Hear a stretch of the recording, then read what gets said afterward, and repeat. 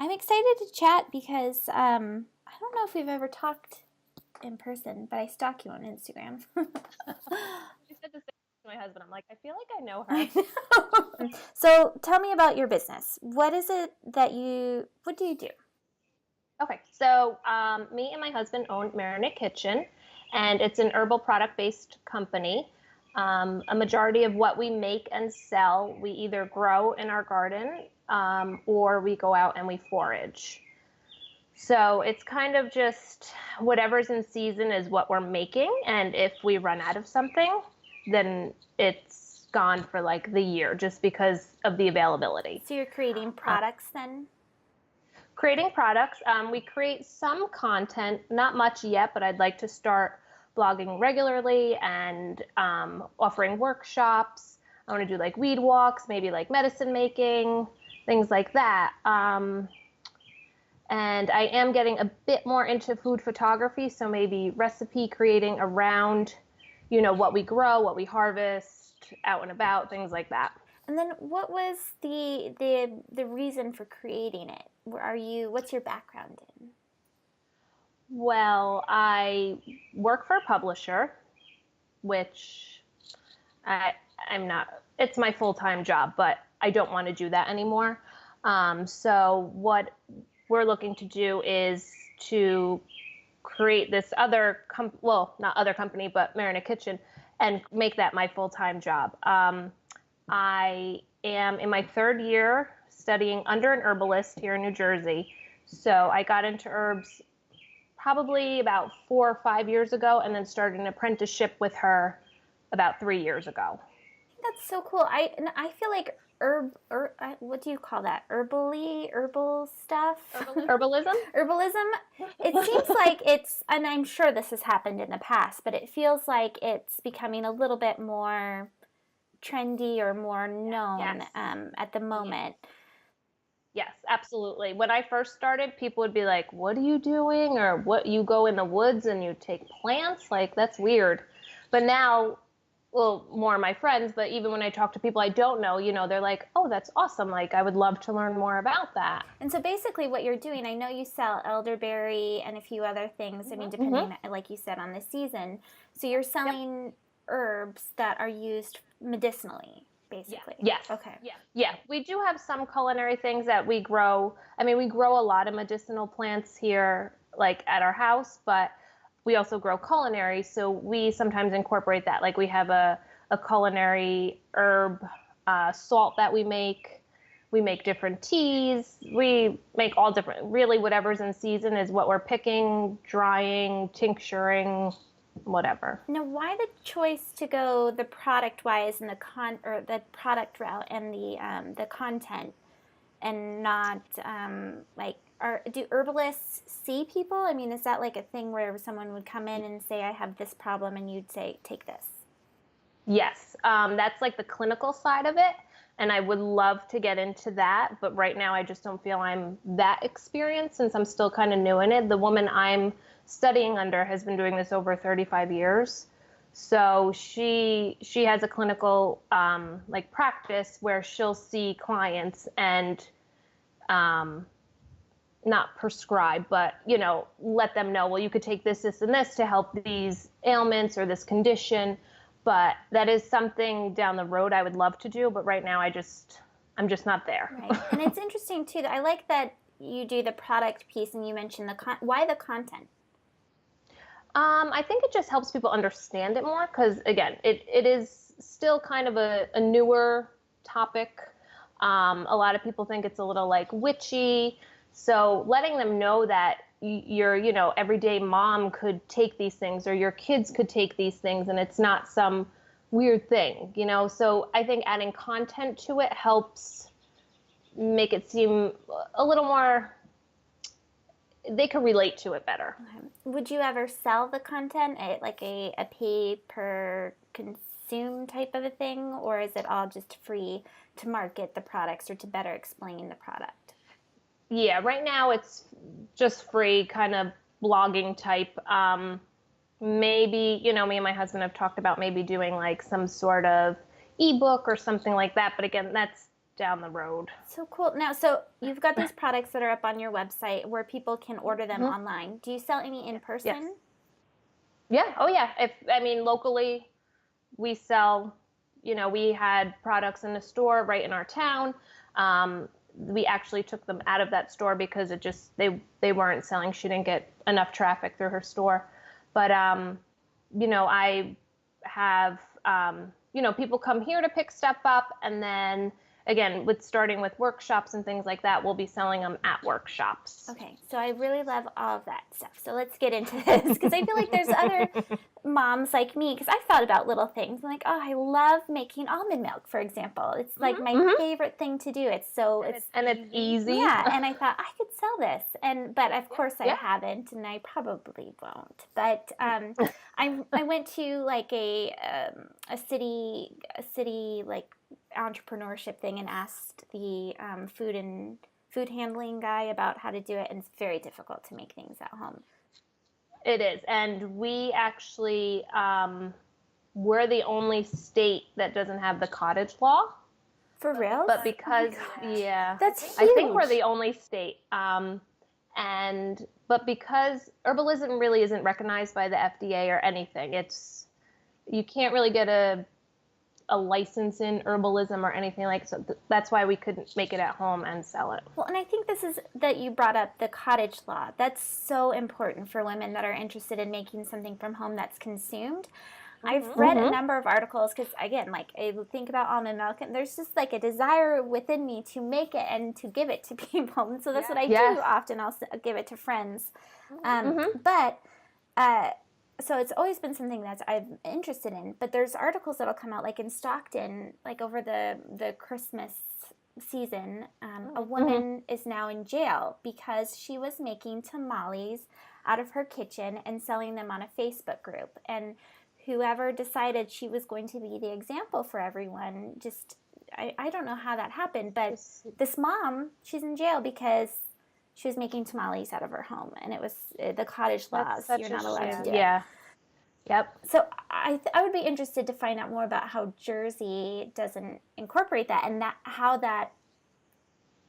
it's like I think 2 or 3 people that are really just like holding it up within the, government. I hope so. I know there's public safety you have to consider, but it's so empowering for a stay-at-home mom or someone that's not able to afford necessarily a commercial kitchen.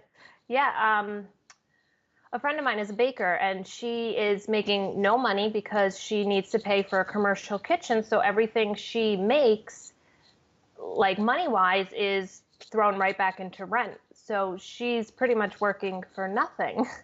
And she said, I would pay for them to come to my kitchen every year. And they always say we don't have enough people to do that. But I'm sure there's so many people willing to pay it that it would pay for these people's salary to come check your kitchen out. So it is sad, and it's like discouraging. So let's say that you decide maybe you've even gotten the cottage, or you don't have the cottage law. Maybe you're in Jersey, or you've paid someone to come out and check your house, or you're using a commercial kitchen. You're creating a product that you can consume. What's the next step? You have this product. How do you actually get it into the hands of people? Well, that's what we're working on now. We're working on, again, creating content so it's not so localized, because there's only so much you could do via Facebook or Instagram, things like that, for your community to let them know what you're, doing and making. So creating content is going to help us get more exposure online, so then we could ship, wherever.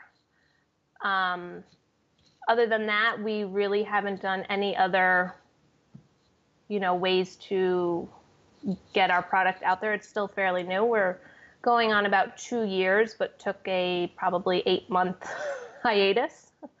So we're really just starting to get into the marketing end of it and building the content up. So, we're able to be seen across the country online. How did you find the shop that you put your product in initially? How did that come to be? We actually just walked in there one day and talked to the owner. She was all about it. We did it on consignment. So she took our product. There was no money exchanged. And then when we did pull our product out, she gave us a check for whatever had sold, and she kept a percentage. And how does consignment work, other than obviously what you just explained? But is there any kind of like sign on the dotted line thing? With her, we didn't.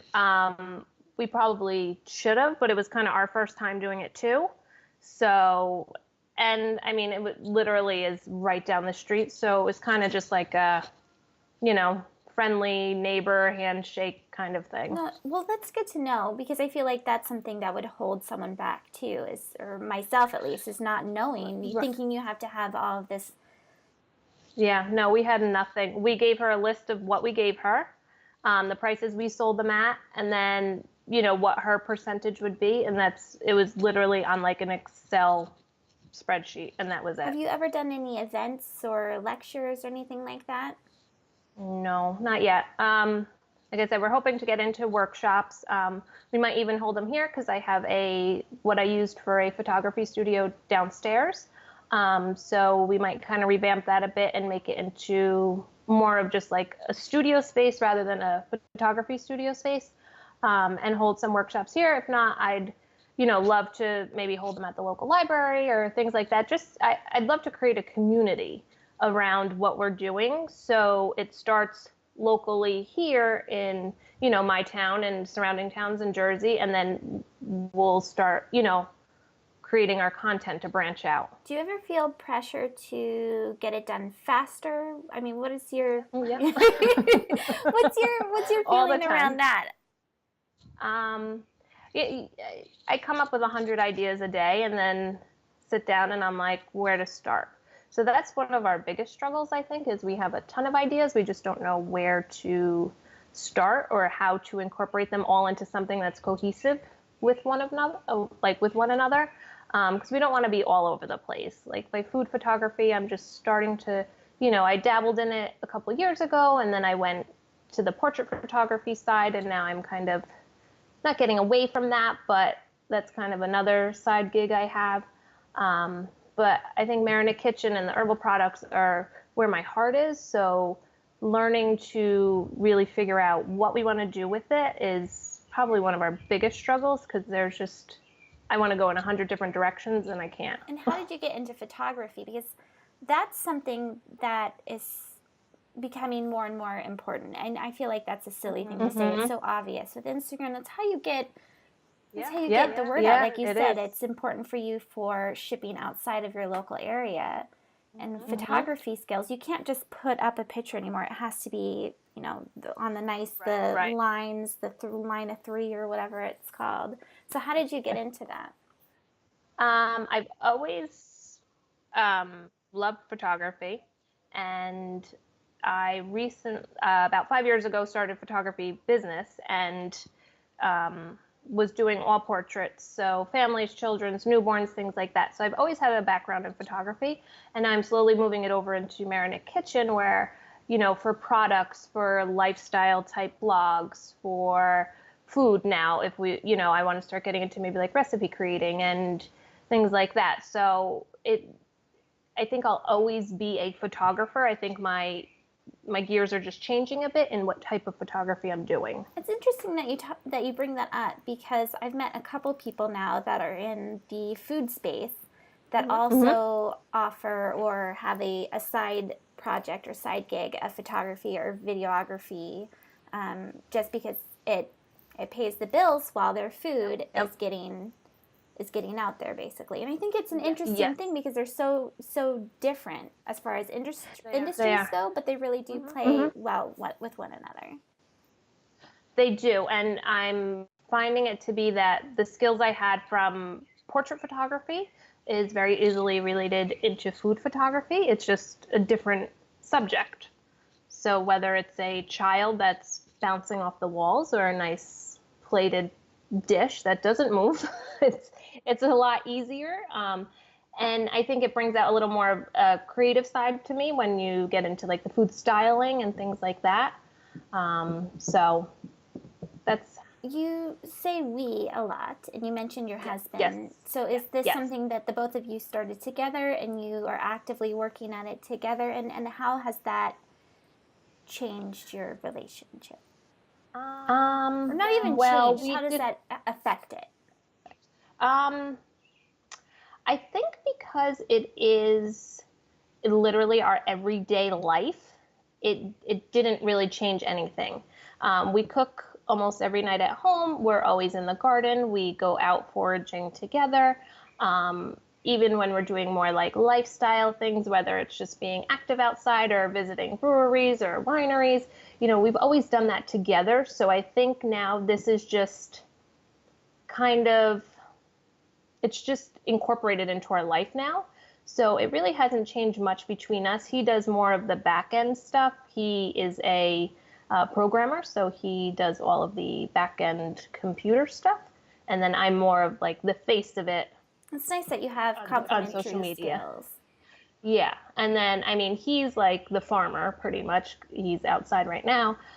He's the one that really loves the gardening and things like that.